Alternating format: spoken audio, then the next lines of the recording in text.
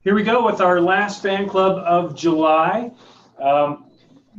Thanks for tuning in to the fan club and using Zoom. I hope that this is going to prove to be the best platform out there. It allows us to see each other. It allows us to watch Chuck eat donuts incessantly. It allows people to get freaked out about various hairlines and etc. What it really means, and Lisa and I covered this in the outset, is that when you're bored, Daisha, when you're annoyed, you can't show it because now we can see it. Whereas the first few, you can be like, oh my God, duh. Now we can see that activity, and so you have to temper your reactions because, of course, body language is way more important than what we actually say. Is that the Yazbek? Hey. What's up, Robert? How you doing? Pretty good, myself. Pretty good. And that's the other downside of doing this is like we'll be in the middle of the training and someone walks in, hey, it's you, how you doing? Look at that. See, just like that in Montrose. So let's try to temper that. I'm mainly talking to myself. We've got a full house here in Sun Valley. It's one of the beauties of having a very small conference room is it feels very full with only a few of us here. So we're going to get started.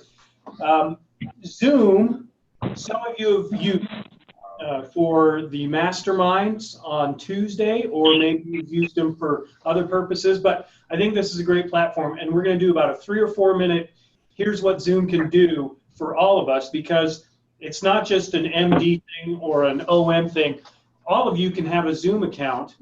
They're free, and it's a really useful way, I think, to talk to a client and have them be able to interface them and share screens, and you can record the whole thing. So here's just a really quick tutorial. I'm going to share my screen.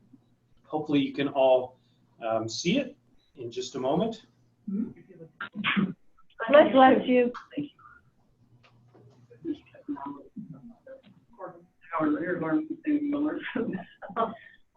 Is it working? Okay.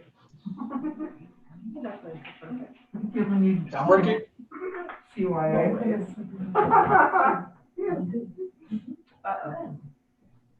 Okay.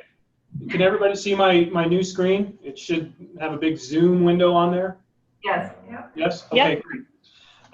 So the website, and of course I'll send this out in an email to when we do the recap, but it's zoom.us. And if you go there to zoom.us, you can sign up. It's free. And I'm quoting. You can sign up, it's free, and you can just use it and send an invite to someone. They don't have to be signed up to use it.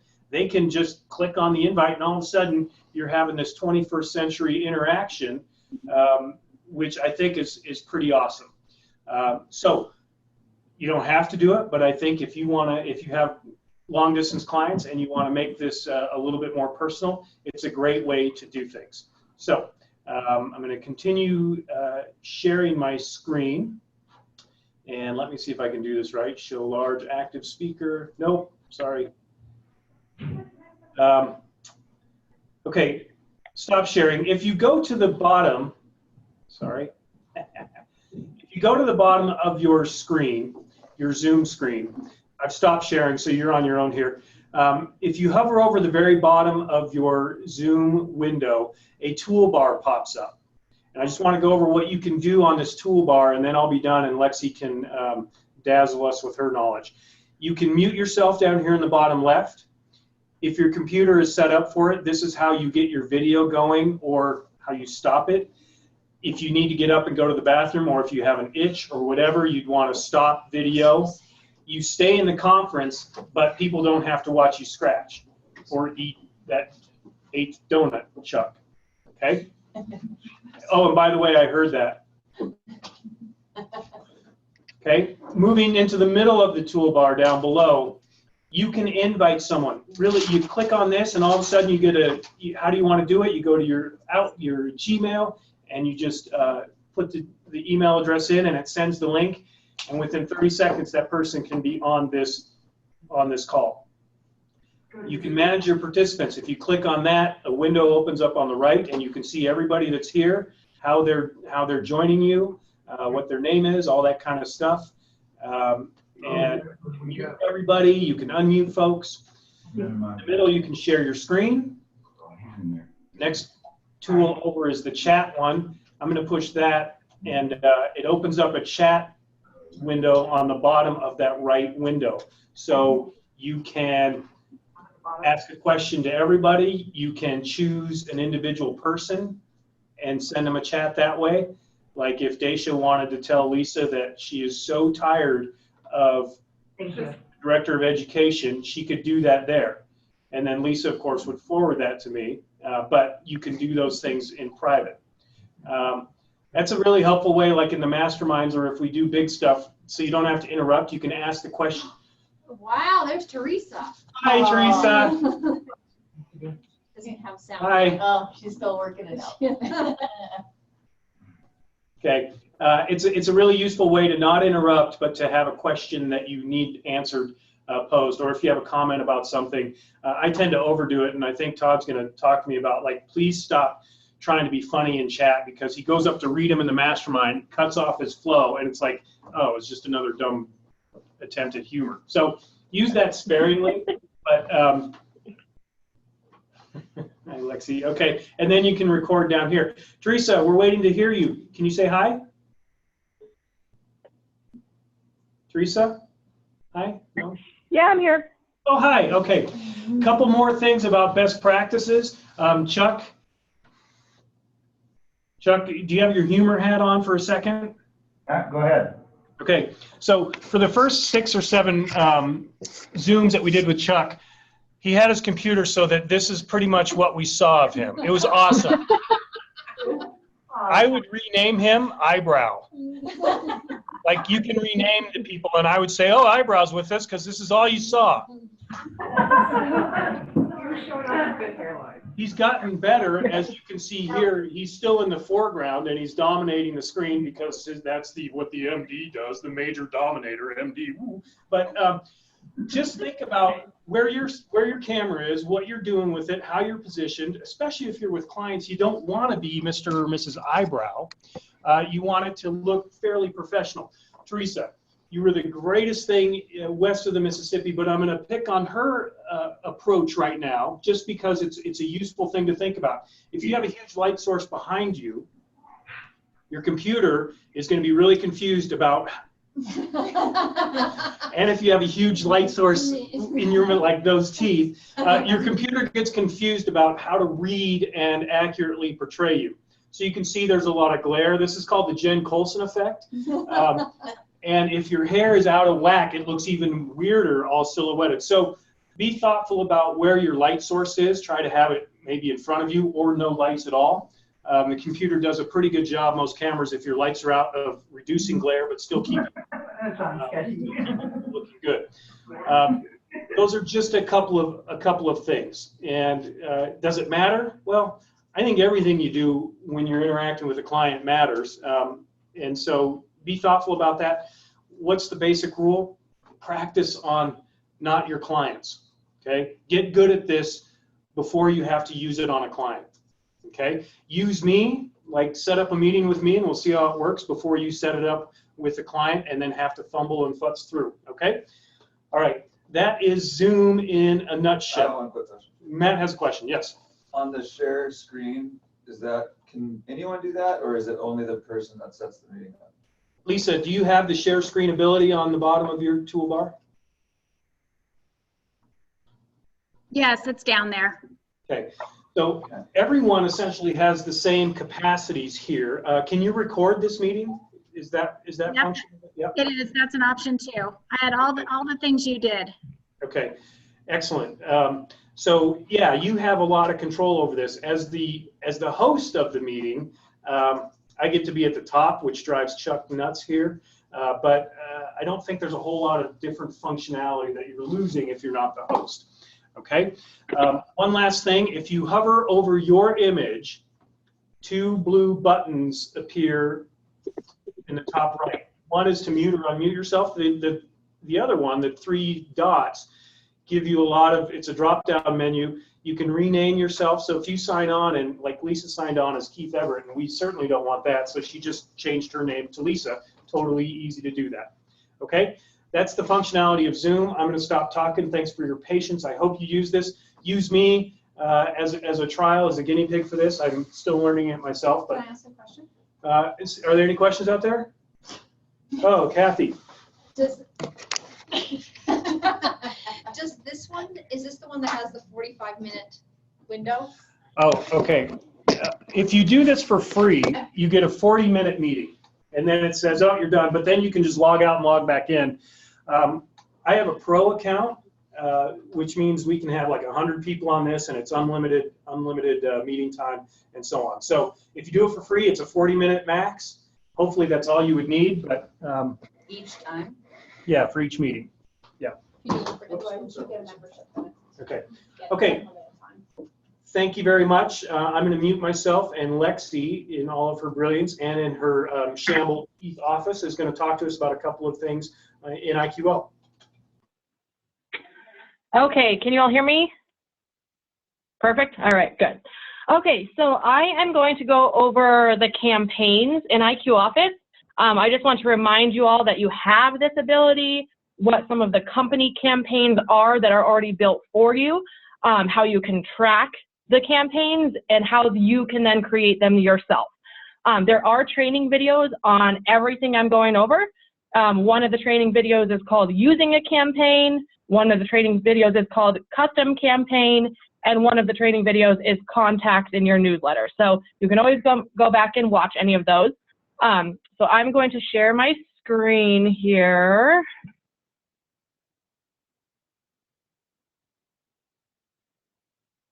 Let me know and you can see the screen. It should be on IQ Office.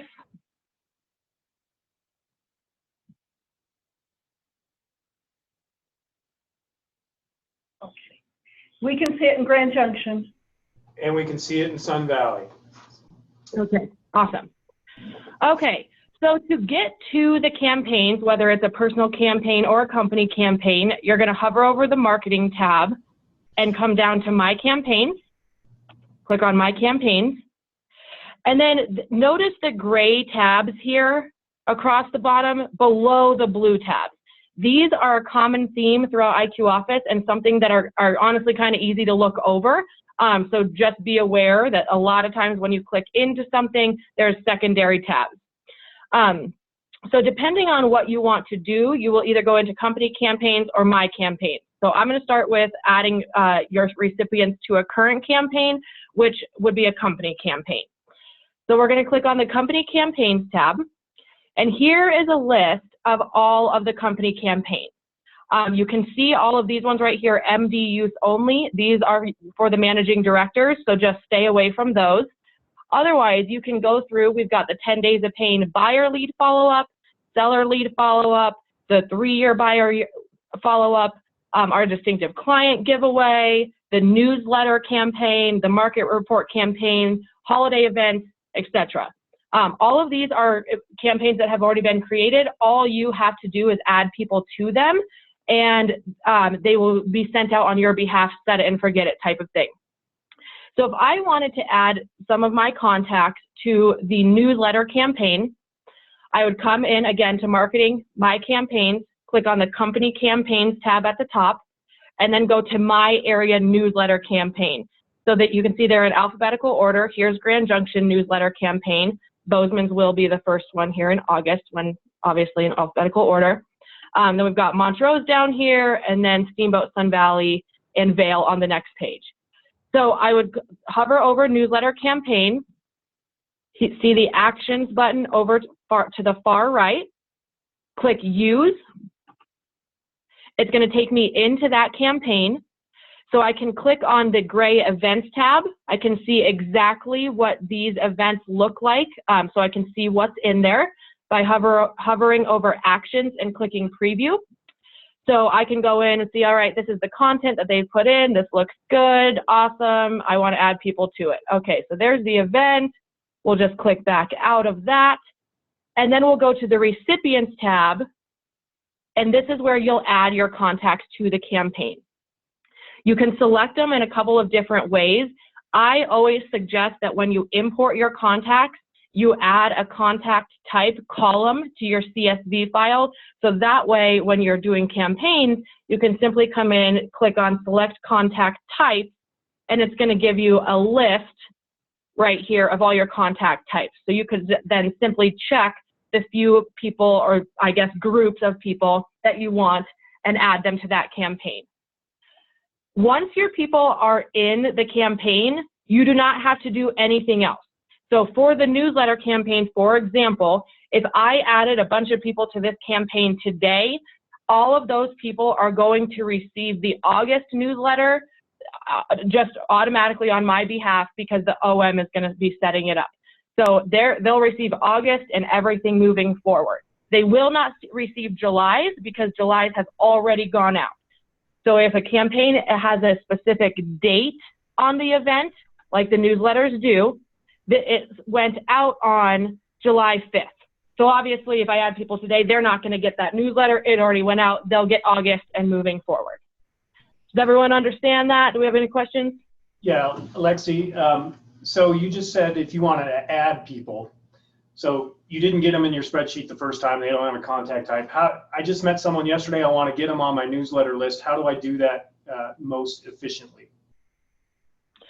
So the best way to do that is you'll come into your customer relations, go into my contacts. Sorry, it's a little slow on the internet here today. You will add this new person as a contact, which when it goes in, come on, there we go. So we can see new contact right over here in the upper right. So we would add that person as a new contact. In the details, you can do manage contact types over here in the upper right. You would add them to whatever contact type you want. And then once they're in as a contact, we would go back into the campaign, company campaigns. We're going back into the newsletter campaign. We want to add a recipient. And now for this one, you could either select contact types again, so that person has been added to a contact type. If you select that entire group again, it's only going to add the new people to it. You don't need to worry about it re-adding all of the people you already had in there. It only is going to add the new people. You also can just select contacts and select that specific person, and then they'll go right into the campaign. Does that answer that? Good, Derek? Okay, all right. Okay, so that is one example of a company campaign where the event is set to go out on a specific date. Another example of this would be the holiday event campaign. So you can come and add your contacts to this campaign, and then they'll receive these cards on the specific holiday dates on your behalf. Another way that the campaigns work is an interval. So if we go back to the company campaigns and we go to the distinctive client giveaway campaign and click on events, you can see the send on here says day 80, day 70, and it goes on. So if I switch the order, then day 1, day 10, day 20. The way that this works is when you add somebody to this campaign, when it's set up on an interval, that is their day 1. So if I meet Lisa today and I want to add her to the greenhouse giveaway campaign, I go and I add her to the campaign. She's going to receive this day 1 email today. I meet Derek 2 days from now and I add him to this campaign 2 days from now. He's going to receive this day 1 email. So the day 1 email goes out to that person on their day 1. So this interval, you could have contacts in here that are on day 30, some are on day 10, some are on day 1. But essentially, they're all the exact same email because all you're doing is offering them a chance to enter the giveaway. So this is the email that goes out on all of those days just as a reminder for them to enter. So that is how an interval works. Does that make sense? Are there any questions on the interval piece?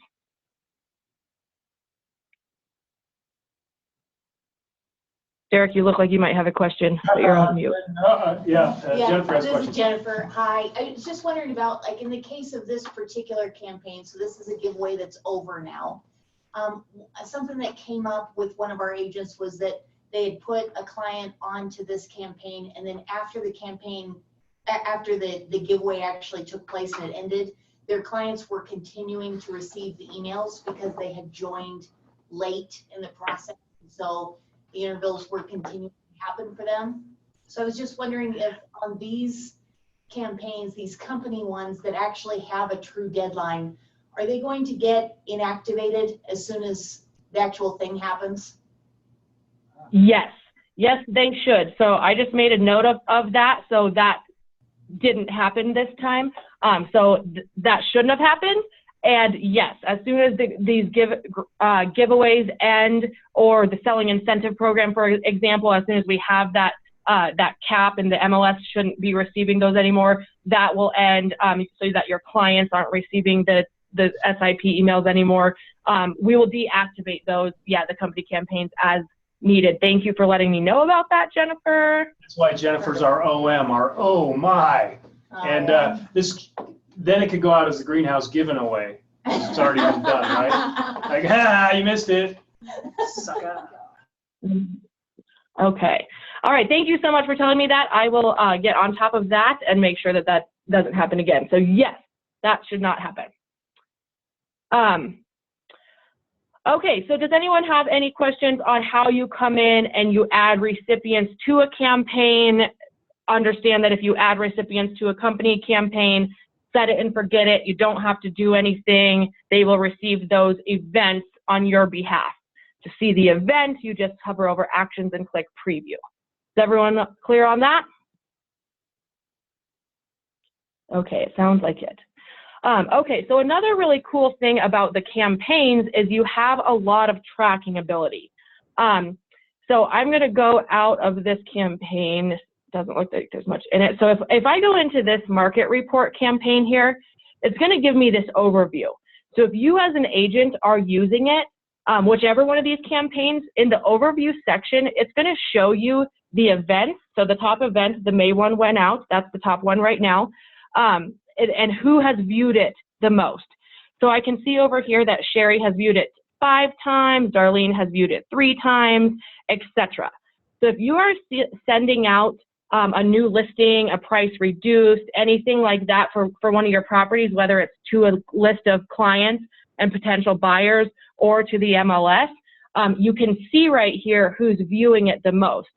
So you might want to reach out to an agent who's opened it, an exorbitant amount of times. You might want to reach out to a client who's opened it a number of times. You're the agent, you can gauge that and of when that's appropriate, but you have a lot of tracking here to see when they're opening it. You can see if anyone has unsubscribed from your campaign, if they do, you don't have to do anything. It will send you an email saying so-and-so has requested to be unsubscribed from this campaign. The system will recognize it and you don't need to actually go take them out. It's just going to tell you right here who has unsubscribed. It'll show you your opened and not opened, the last 4 months, and how many were sent, and duplicates and do not send, and etc. So this is a really good way for you to be able to come back and not only see how many times somebody has opened it, but you can also make sure that it got sent and that it went to the people that you wanted it to go to. So the campaigns have a lot more control and tracking ability. So I highly suggest using a campaign instead of just sending a straight up email. And so we'll go through how you can do it on your own. Does anyone have any questions on the tracking stuff? When marketing sends out the e-postcard for a new listing, they send it out as a campaign, correct? And so I'm an agent and then I can go see how many people opened that e-postcard, correct? Correct. Yep. So it's the exact same thing as this. Do you want me to show you what it would look like?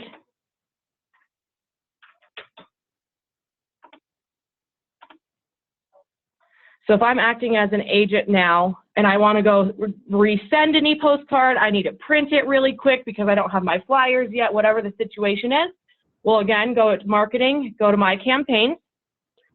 This is a campaign that the marketing department has set up for you, but it's your personal campaign. So we're going to click on the My Campaigns tab. And then you can see you've got your e-postcards campaign right here. So if I click into the e-postcards campaign, I can see the top viewers and top events. I can then click into the event. Here's all of the e-postcards. I can hover over actions. I can edit it. Oh, that's probably actually, oh no, you can as an agent, you can edit it. Here's where we can preview it, see what it looks like, and then see the activity of who's opened it and how many times they've opened it, etc. Now, if I wanted to print this flyer, we would go into marketing. Hold on just a second. Go into my, That's okay. yeah? I think she's touching on it. Oh, okay, you're touching on the emergent question. Okay. So here's how you could see it where, you know, who it went to and how many times they viewed it. But then if we need to print it or resend it, you would go to marketing, go to my saved content. And then you've got your e-postcards in the content. This is something that we started probably about a month ago. It doesn't look like Ross has probably ordered any since then. Your e-postcard would be right here. So just, I mean, literally pretend this is the e-postcard. It has the address. The category will be e-postcards. You'll hover over actions and you can see print, email, or edit it. Okay. Lexi, could you start one more time with marketing and walk through that one more time? Yep, sure. And I think that there is a training video on this. If there's not, we'll get one made. Let me make a note of that. Okay.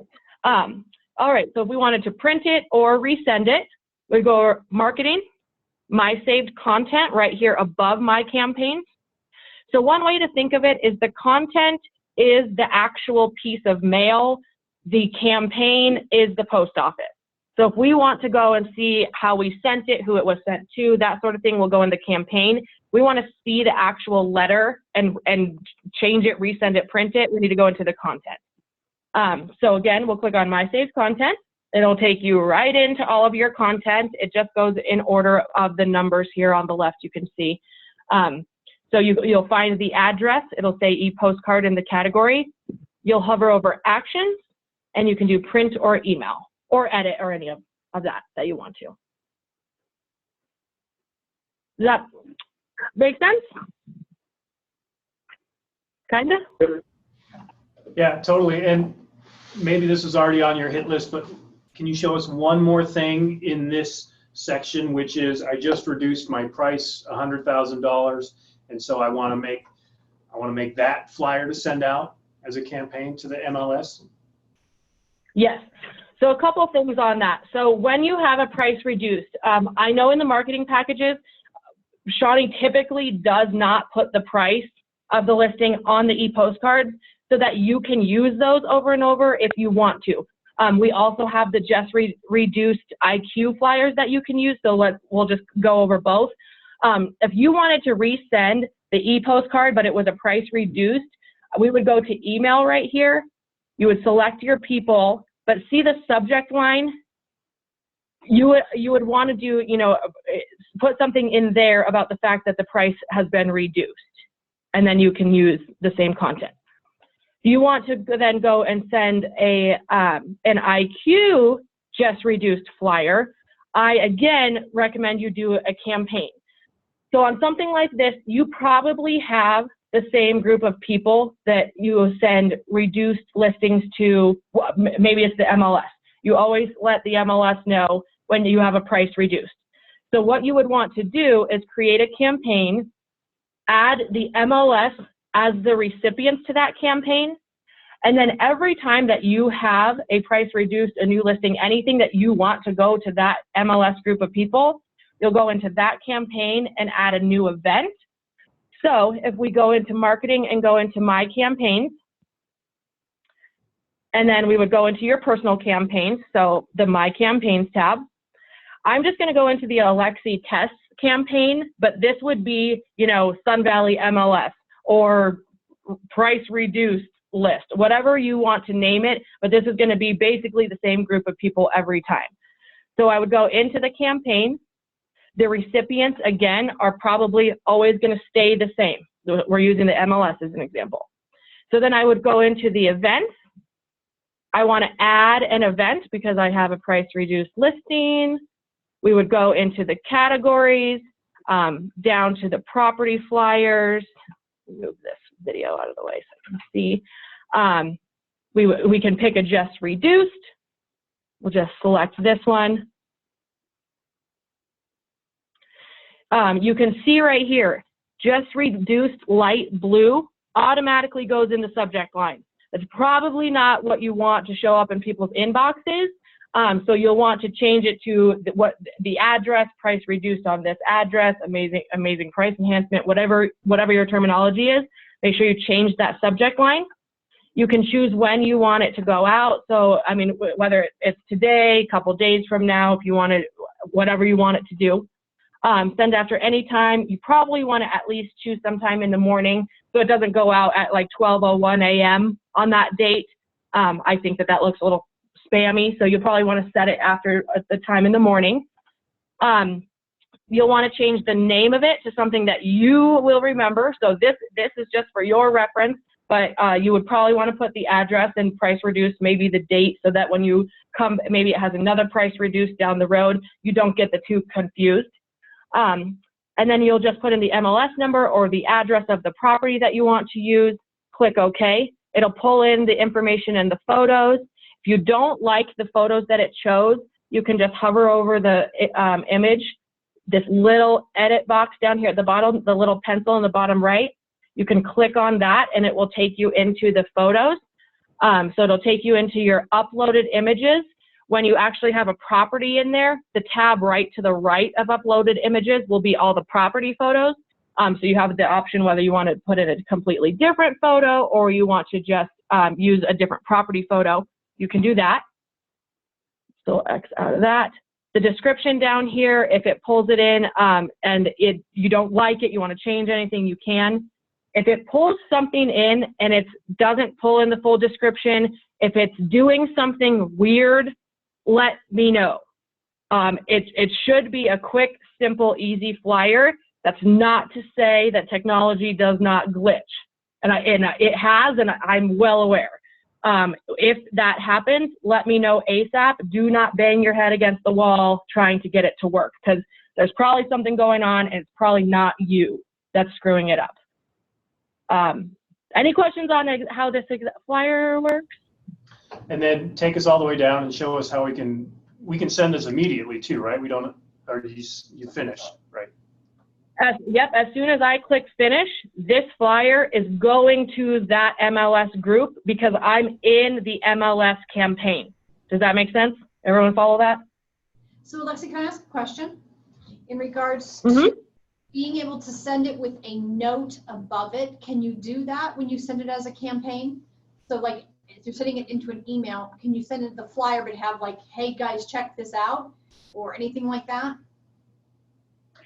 Not in these IQ ones. It doesn't look like. The only place that you can put a message is in this description or in the subject line here at the top. There's no like body for you to type anything else into on these ones. That's only in the email, only if you were to email the flyer, correct?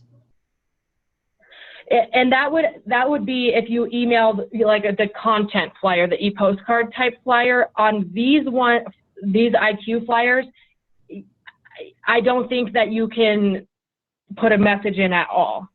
You can't. Yeah. You're only, I mean, I guess I don't know what I need to really. So what you could do if you had the time and the wherewithal is choose the blank content campaign, right? So instead of going to just listed, you could do that and then write a few things and add an image. It wouldn't be as slick because you can't just type in an MLS, I don't think, and have that go. Can you take us to that template? Well, yeah. So that's another way that you could do it. So let's say we wanted to write a message in there, but maybe we still want a pretty flyer in there. So a better way to do it would be to add your e-postcard to your event.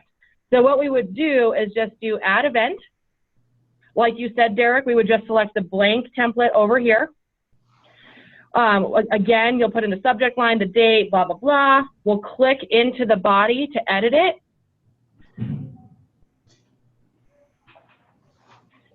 Once it's open, you can see you can type whatever message you want here.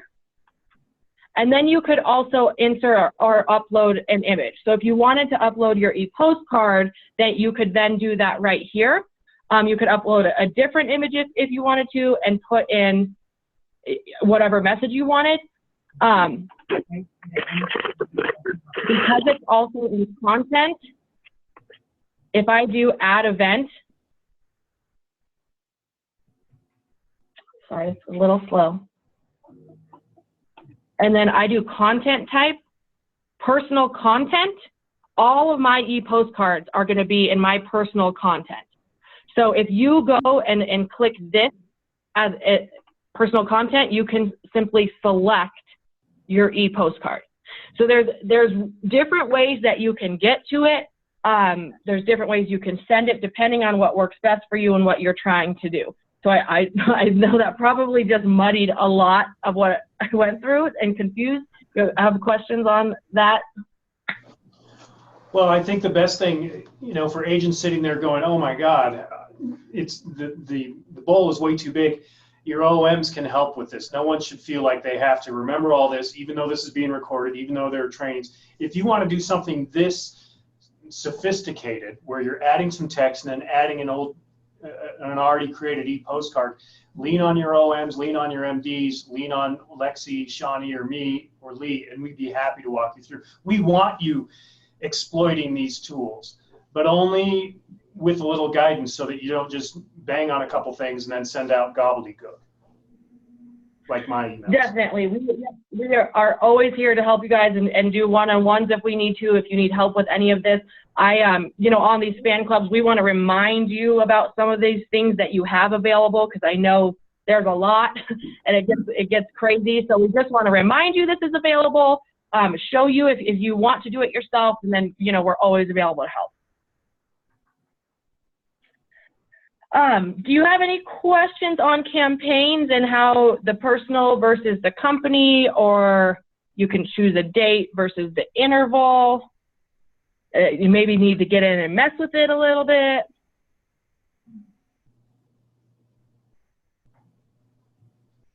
All good here at Sun Valley. Good? Yep.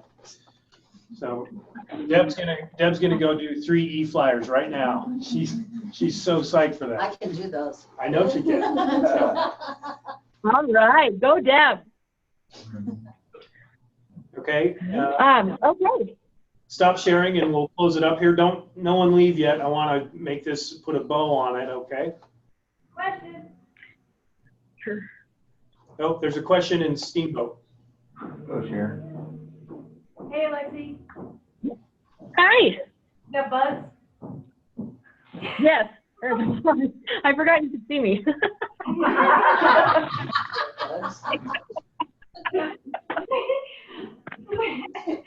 Right in front of my face. Regarding email addresses from the MLS. They change from Yes. time. How do we keep up with that? Is there an easier way than having to upload and then delete? I don't know. Do you guys do that on your end, or do you guys refresh us on a frequent basis, or should we be doing that? That's a good question. So if you are ordering marketing packages, we upload the MLS roster for you, and we update it on a quarterly basis. In your account, you'll have the contact type area MLS. It might have a date there from when they updated it. That's done on a quarterly basis. If you need to update it more than that, or if you want to just make sure that you have the most recent for this specific piece you're sending out, we can definitely help you download it and get the newest one uploaded in there. Thank you. Yeah, so resort markets are quarterly. Grand Junction and Montrose and maybe Bozeman we're going to do monthly because those are bigger markets with more turnover. and just a lot more activities. So OMs are going to be pulling that. We're putting that process together and making it available for you. Whether you're doing an e-postcard or not, if you wanted the update, your OM will have that on a fairly regular basis. We have an IQO, but you can always ask them for that too. Okay? Perfect. All right. Does anyone have any more questions on anything? My main question is just what Teresa is doing, but I'll explain to her about how to turn off your video. Hi, Teresa. Oh. Yeah. We did have, just so you know how important this stop video thing is, if you were on the launch mastermind call on Tuesday, we had someone walk by with no shirt on, a male, because he didn't know the conference was going. He didn't know that his computer was videoing. So just best practice is to turn off your video if you're dressing or scratching or any of that stuff. Okay, so Lexi is always here for us. I will try to always be here for you. Any of your questions about IQO or Zoom, we want you to get comfortable with the tools. We want the tools to work for you. You shouldn't have to work for the tools. And so these types of trainings, I hope, are helpful. We will continue to get better at the fan club and at training you on these things. This is the last fan club of the month. Next month, we're going to focus on innovation a little bit, which might be a little scary because that seems like it's in the blood of CV and CBDP. It certainly is. But that's going to be next month's focus. Alexi, you've been awesome. Any last questions or any last comments before we sign off here? Thank you guys for taking the time to be here. We appreciate it. And let me know if you need anything. And we can always schedule Uber conference and Zoom and all that sort of stuff. I'm high-fiving, not waving. Okay. Yeah, there we go. Thanks, everybody. Have a great weekend. Keep up the great work. Bye-bye. Bye. Thank you.